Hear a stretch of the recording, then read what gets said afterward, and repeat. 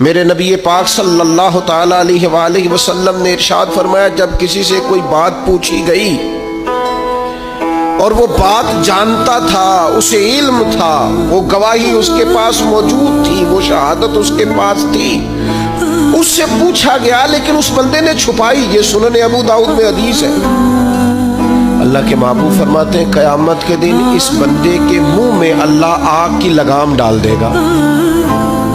لو اب تیرے منہ میں لگام ڈال دی اور وہ بھی آگ کی، اب نہ بولنا، چونکہ جب حق بولنے کا ٹائم تھا تب تو نہیں بولا، جب تیری ضرورت تھی، جب تیرے کہنے سے مظلوم بچ سکتے تھے، جب تیرے بات کرنے سے ظالم پکڑے جا سکتے تھے، جب تیرے دو جملے کہنے سے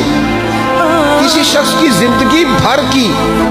جمع پونجی بچ سکتی تھی، تو بولا نہیں۔ وہ آج میدان محشر میں آیا تو میرے محبوب کہتے ہیں، حضور فرماتے ہیں رب اس کے منہ میں آگ